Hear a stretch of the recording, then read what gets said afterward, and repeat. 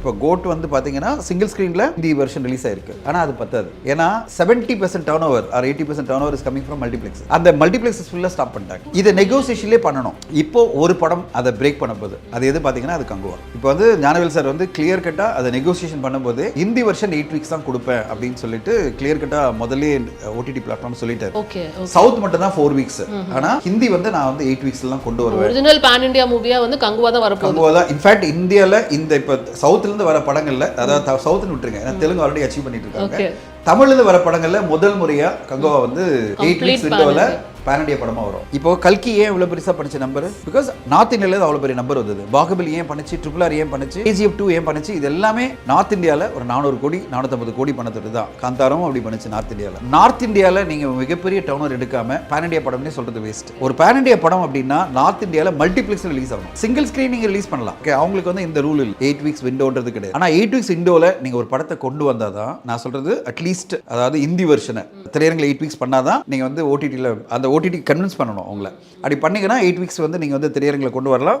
ஆட்டோமேட்டிக்காக multiplex revenue உங்களுக்கு பெருசாக வந்து நிற்கும். அப்போ வந்து 1000 crores கோட் பண்ணுமா அப்படின்ற ஒரு கொஸ்டின் இருக்குல்ல, அப்போ அது ரொம்ப நம்மளுக்கு டவுட்டா?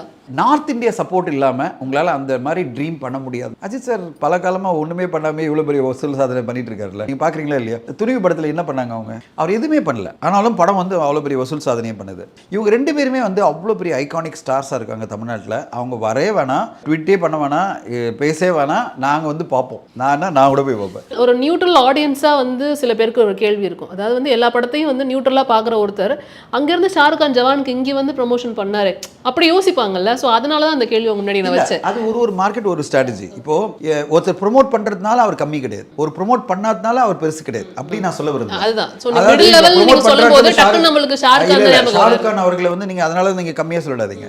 அது அவங்களுடைய டார்கெட் வேற. அவர் 1000 கோடி அச்சீவ் பண்ணணும்னு பார்க்குறாரு. கரெக்டுங்களா? அவருக்கு இந்த மார்க்கெட்லேருந்து ஒரு 40 கோடி தேவைப்படுது. அவர் ஜவான் வந்து ப்ரோமோட் பண்ணதோடு தான் ஜவான் வந்து இவ்வளோ பெரிய கலெக்ஷன் நீங்கள் கொடுத்தது. கரெக்டுங்களா? இப்போ ஓவராலாக 1000-1200 crore எப்படி அச்சீவ் பண்ணாரு ஜவான் படத்துலையும் பத்தான் படத்துலையும்?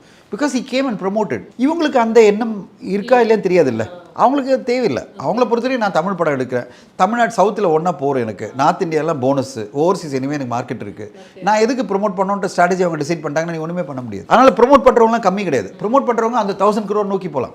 அவங்களுக்கு ஒரு எய்ம் இருக்கலாம்ல. இப்போ ஒரு எக்ஸாம்பிள் சொல்கிறேன். தங்கலான் படத்துக்காக விக்ரம் சார் பண்ண ப்ரொமோஷன் அல்டிமேட். இன்னைக்கு இவ்வளோ பெருசாக உலகங்கம் பேசப்படுது இந்த படம். இன்னைக்கு ஒரு ஐகானிக் படமாக இருக்குது. இன்னைக்கு படம் வந்து ஹிந்தியில் ரிலீஸ் ஆயிருக்கு. நீங்கள் நம்ப மாட்டீங்க, ஹிந்தியில் இருக்கிற டாப் மோஸ்ட் ரிவ்யூவர்ஸ்லாம் இந்த படத்தை செலிப்ரேட் பண்ணுறாங்க, கொண்டாடுறாங்க தங்கலான் படத்தை. அதுக்கு காரணம் அவர் அங்கே போயிட்டு 2 நாள் இருந்து ப்ரொமோட் பண்ணி ஒரு படத்துக்கான மினிமம் எக்ஸ்பெக்டேஷனை அவர் கிரியேட் பண்ணிட்டாரு. ஓகேங்களா? ரொம்ப நாள் கழிச்சு அவரோட படம் ஹிந்தியில் ரிலீஸ் ஆகுது. அந்த படத்துக்கான எக்ஸ்பெக்டேஷனை விக்ரம் சார் கிரியேட் பண்ணார். விக்ரம் சார் அங்கே போய் அதை ப்ரொமோட் பண்ணதோடு தான் நடந்தது. இன்னொரு சொல்லிடுறேன், ஆந்திராவில் இந்த படம் அவருக்கு சில வருட காலம் கழிச்ச பிறகு பெரிய லெவலில் கலெக்ஷன் தங்கலான் படம் கொண்டு வந்தது. காரணம் வந்து அவர் விஜயவாடா, வைசாக், ஹைதராபாத்னு எல்லா ஊருக்கும் போய் ப்ரொமோட் பண்ணார். ஸோ ஒரு நடிகனுடைய ஒரு தேவை ஒன்று இருக்கலாம். எனக்கு மார்க்கெட்டை இன்னும் பெருசாக எக்ஸ்பேண்ட் பண்ணணும், நான் 100 கோடியை அடுத்த படத்தில் 200 கோடி எடுக்கணும்னா அதுக்கான எக்ஸ்பென்ஷன் அவங்க பண்ணுவாங்க. இன்னொரு நடிகர் வந்து நான் 300 கோடி பண்ணிட்டு இருக்கேன், இல்லை 200 கோடி பண்ணுறேன், நான் 500 கோடி பண்ணணும்னா அதுக்கான ப்ரொமோஷன் பண்ணுவாங்க. நான் ஆல்ரெடி 500-600 கோடி பண்ணிட்டேன், இனிமேல் வந்து என்ன பண்ண முடியும்?